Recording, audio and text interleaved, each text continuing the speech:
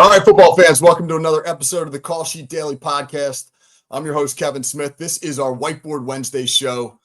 Best day of the week because I get to talk to real football coaches about the X and O's of the great game of football. And today, my guest has a heck of a resume, tremendous story, and we're going to get into the tight front and some of the pros and cons of playing that particular front and why he loves it. Very successful defensive coordinator here in Southern New Jersey, Coach Tim Watson. Welcome to the show, Tim. What's up, Kev? Good to be here, man. Yeah, I appreciate you coming on. Tim's wearing a bleed green 2023 Mainland Mustangs sweatshirt. I'm both proud of that because I went to Mainland and a little bit jealous because, Mainland's the big rival of Ocean City High School. I've coached forever. But that's a hell of a... Not intentional, Kev. Not intentional. I thought I didn't know if you're sticking it to me or not with that one. Nah. But that's Tim should be very proud of that sweatshirt because that's an undefeated state championship season. So Tim Watson, man, Division I football player, NFL draft pick, and now highly successful coach. Hey, tell us about your football journey a little bit, Tim. Yeah, so, like you, mainland football alum, played for legendary Coach Coffey. Chuck Smith, whose staff I was on, was actually my freshman coach. So Chuck and I go way back. But University of Maryland, had a pretty good high school career. Went to University of Maryland. Actually, my last year was about a 2.5, 3-year starter at the University of Maryland. Ended up spending my last year actually at Rowan University. Playing for KC Keeler, Temple's KC Keeler now. Get drafted out of there in the 6th round. Did have a pretty successful career at Maryland. Enough to, when I got to Rowan, enough to still garner some attention when I was at Rowan. Ended up getting drafted in the 6th round. And my claim to fame and really one of my 2 truth, 1 lie icebreaker I use with my students is that I was drafted before Tom Brady. So hang my hat on that. Brady did a little bit better than me, but it's all good. We're part of the same draft class. You always have that on him, Tim. That's right. But it ended up having a kind of like a freaky knee injury. If you ever have a podcast on knee injuries, I think I can take the cake with sort of a freaky injury to my knee. Had a hook on a blocking sled that went into my knee in one of our practices that ended up raking off about 2 inches of cartilage off of the bottom of my femur. Just a really strange deal, but bad enough that it ended my career essentially. Tried to have a comeback, but it was just such an extensive bone injury that it really took a while before I could do anything. Come back home, ended up jumping on Doug Coleman of Ocean City fame. Jumped on his staff he became the new head coach at Absegami High School. So jumped on with him. And it was awesome. Doug's an awesome guy. We ended up having a great staff, put together some great teams. That was probably about 03, 04. And from there, kind of got the coaching bug. I was in education. Doug ended up leaving and he flirted with some different ideas of what he wanted to do coaching, was in the NFL Europe, he ended up being like a GA essentially at Nebraska, and then he jumped around. But when he left the district, it was right around the same time that Cedar Creek was opening. Actually, no, there was a 2-year gap, and I actually coached with Scott Parker, who's now our principal. His last year at Oakcrest, I was his defensive coordinator. Scott ended up becoming the first AD at Cedar Creek, and Cedar Creek. Kevin, I never really thought about being a head coach. I loved coaching. I loved mentoring. And it was a unique opportunity to be a head coach. Especially, I really was into character and culture developing, the mental performance, all that kind of stuff. So I said, it'd be cool to kind of build a program with some of those things that I'm pretty passionate about. So I put my name in there, ended up getting a job and was the head coach there for a total of 10 years. 9 years, we were varsity. We had some pretty good years. I guess 4 out of the 9 years, we had some great battles with Ocean City back in the day. 4 out of the 9 years, we ended up getting to the championship game. Got our butt kicked a couple times by Clyde Folsom at West Deptford. Was glad to coach with him the past couple years over at Mainland, but we ended up winning 2. Actually, my last year we won in 2019. Finally beat Camden. to get that monkey off of her back, and then step down because my son was heading into high school. And he kind of had a choice. Do you want to go to mainland or do you want to, come to Cedar Creek? If he had chosen to come to Cedar Creek, I probably still would have been the head coach there. He wanted to go to mainland. We also stepped down. I stepped down. My daughter was going into college. She was going to University of Oregon. So, the rigors of being a father, a husband, and a head coach. Not a lot of flexibility, even in the off season. So we wanted to make sure that that was there. So it was a good time to step back so I can enjoy her journey and also help out with my son. Jumped on staff as an assistant, sort of like just a position coach to start. And then a few years ago, became the defensive coordinator at Mainland. Um, and that's where we are here. Yeah, and your last couple of years at Mainland were phenomenal. Couple sectional titles, a state championship, back-to-back state championship appearances. So wherever you've gone, Tim, and whatever you've been doing, your defenses, and I've had to prepare and play against them for a long time now. They are always fundamentally sound, and they are always physically tough. Talk a little bit about where that process begins for you. How do you begin that process of instilling those characteristics in your units? Yeah, well, I appreciate that, and I mean it when I say we always had some great battles with you guys, man. So that means a lot coming from you. Um, I think one of the first things that we do is make sure that we establish a clear identity of what kind of defense we want to have, both as a staff, so that we can really echo a lot of the same messaging to the kids. But we get the kids together early on in July and have them sort of get into groups with leadership and hey, what do we want our defense to look like within the scheme of what we do? Have them take some ownership, and the things that we come up with, we make sure that we sort of pound that into their head every week. So we'll talk about what our identity is. Are we living up to the standards that we set out for in July? So there's some of that stuff that we'll do in the classroom, and I'm a big believer in making sure that the mental aspect of that, the culture aspect of that is something that we really hammer on, not just something that we just say once in a while, something that they're gonna give an idea of what they want to become, and we're gonna make sure that they're feeding that as much as possible and stay aligned with that as much as possible. On the field, I think we really try to handle those fundamentals are huge, Kev. So we don't.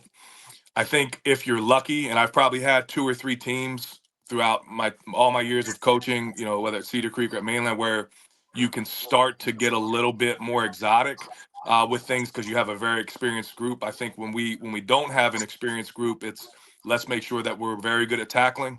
Let's make sure that we have 11 hats within 5 yards of the ball. That's what we talk about every time. Like we need to have 11 and 5 when that whistle blows. You better be on your way straining to that football. So that's really something that's sort of built into the way that they play. And then we want to make sure that our scheme is simple enough, but complex enough that we can make adjustments week to week, but something that they can feel confident so that they can play fast football and aggressive football. Yeah, it's interesting. You mentioned simple yet complex. That is an emerging theme as I do this podcast. When I talk to veteran coaches, I mentioned to you before the show, I had Phil Longo on Friday. Guys become a guru of the air raid offense, and he just talked about at length about it doesn't really matter what I know.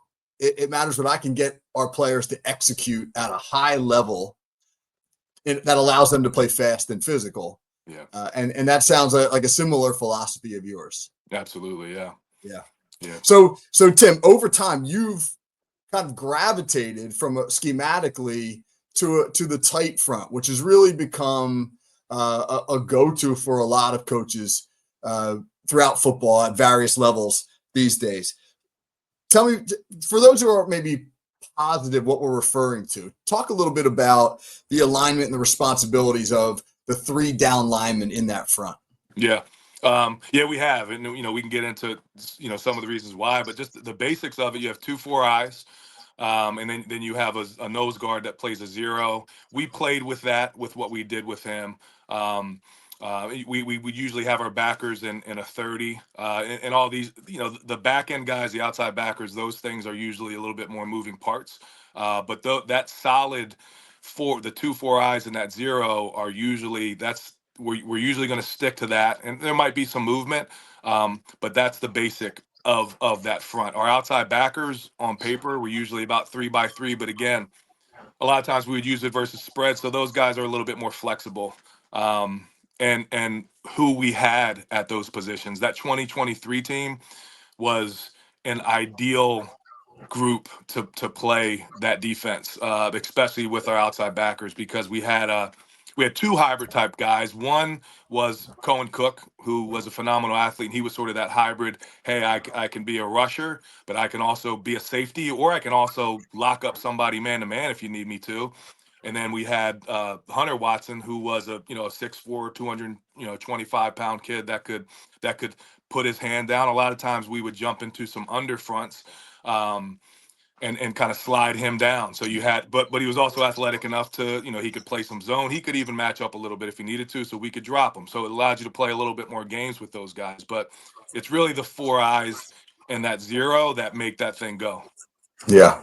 And what is it that you like about it specifically? What do you feel that particular front, especially those four eyes, but what do you like about that front? What does it give you that maybe some other fronts don't? If you're playing an under front, or if you're playing even an old school 50, Yeah. what does the tight front allow you to do that maybe you can't get to in those other fronts? Yeah, I think early on, we would bounce between an angle 50 or an angle 3-4. We would be in under fronts, and I think in both of those we could get exposed a little bit, especially with a lot of the QB run game. We were a little bit more predictable with how the QB can read our guys. The tight front really it really muddies up the read of the QB. It makes it difficult for the QB to really know who really to read, especially because you could play some games where you do some gap exchange with the Mike backer or the Will backer in the box, and it kind of shuts down the B gaps and the A gap. If you have a stud inside that can do that, it can shut down those A gaps. And I think traditionally it was easier to put three guys out there, especially if we could find a good nose, which I've kind of been lucky over the years. There's always been, some very capable nose guards, and that's the anchor of it. You need some tough four eyes, but I think the main goal is to make things spill. And if we can muddy up the reads inside for the QB, kind of clog those things up, and if we have some fast backers, which traditionally even at mainland, back in my time at Cedar Creek, we usually had some pretty fast LBs. Let's get these guys running east to west, and let's kind of chase them down a little bit. That was something that I think going to that tight front worked a little bit better than we could get gashed at times if we were angling. I started Kev to go with like a bear look, and then it was like it sort of morphed into tight. Clyde Folsom was a huge fan of the tight as well, and it helped that he had experience coaching those backers. But those four eyes you need tough kids, because playing a four eye, and not only tough kids, we had a great defensive line coach, and Antoine Lewis, and he played that position at Villanova and was like a 4-year starter, captain, an all-CA player when he was there. So he could coach the heck out of that position. And there's different ways that you can play that, but if you can't play a stout four eye and you don't have a stud inside, it's you could say it on paper, like, hey, we're going to run a tight front, but it's not nearly going to be as effective as it is if you have guys that can get the job done in there. Yeah. Now you mentioned there's a couple different ways you can play those four eyes. Yeah. Some guys, they're a little more read react in terms of their philosophy. Other guys are penetrators. You want to penetrate the gap. You want to get in the backfield, create havoc, etc. Do you lean a little bit more towards that latter? Yeah, and I think I think it always sort of depended on were we ready, and it took time. Antoine ended up getting the guys really ready to go by the time we got going in the season. It might change, but we might start off with that guy that's in the four eye, that man hand down and that man foot back, and he's attacking that shoulder with his eyes inside, reading that guard so that he can still play that chase role if that guard pulls. Depending on what offenses we're scheming, we might almost go with a pinch look and take, maybe walk up that outside backer and really attack the inside to try to make everything spill. So it would I think we did a little bit of both. I think some was read and react, and then I think depending on what the scheme was, if if teams were having success with the Q counter game, if we we could almost just pinch these guys and just try to blow up things and chase pullers, we would do that. And a lot of times that nose guard, we would play with him. So it would usually be like some type of tight strong or tight weak. Last year we had Big TJ, who's I think he's a prototypical nose guard. I think he has a chance, and he can play some end too. But we had him, we had Dan DeFeo, where you could almost two gap those guys at times. They were so good at getting knockbacks inside. But typically we would have them go based on tendencies of what the offense was doing, strong or weak. But with those guys holding it down, it gave you a little bit more flexibility with those four eyes. But it's those four eyes. You're going to get doubled a good amount of time from a strange angle that they're not used to. So it's not an easy job to get them ready to play that, and it just takes a selfless player too. Um, you're probably not going to make a ton of plays at that four eye. You're sacrificing yourself, your backers. I mean, you remember we had JJ Sinclair. There was games where he'd have 20 tackles because nobody could touch him because our front was covering him up, and he flourished because of that tight front. Now he was very explosive, instinctual, and a very fast kid, and he played a lot of football. He was out there running around with his head spinning against you guys as a freshman when you guys had that great team. But the idea was I think he's part of the reason we started to look at it, because hey, how can we keep this guy so guys can't get off on him, because he was probably about 5'8", but he was fast and he could fly to the football. It is just as somebody who's run. I mean, I'm a big inside zone guy. I think it's such a versatile, wonderful run play, and I've run it for years. But when I get up against that tight front, it's a problem, because just the ability to disrupt the double team, and we've messed around with it, just different ways to try to get up to that backer. I mean, we've actually had years where we block the guard out on the four eye and then fold the tackle under up to the backer. But the problem is this: you mentioned the nose, right? The problem is you can do all the creative games you want handling the four eye. Ultimately, you're going to have to handle that nose one-on-one if you really want to get to the backer. Yeah. So speak about those nose tackles in this defense. You again, you have had some really good ones. What do they have to be able to do to make this defense really go? Yeah, I think similar in an ideal world, I think similar to having hybrid guys on the edge, you need a guy that's quick enough that if you want to angle him at times, he can be a penetrator and he can be a disruptor there. But you also want a guy that can create those knockbacks and command a double. If you're not going to double him, we're thinking that he's going to be able to make a play. So we want to try to command a double team, or at least some type of heavy chip from that guard at all times. And then we can play games with that guy as well in terms of where we send them. We can start to run a lot of X stunts with our backers, which we've had some success with through those A gaps. We've been fortunate. I had some big guys at when I was at Cedar Creek, but these past couple of years at Mainland, Dan DeFeo was a stud in there. We had Big TJ. We played in there this year. We've just always had some guys personnel wise that were those stout, but still athletic enough type of nose guards. I don't think you can play a tight front. In the past, Kev, in years at Cedar Creek, sometimes we just have a quick guy. If we want to stay odd, we'd have a quick guy, and that's all he could do is angle. He would get his butt kicked with doubles.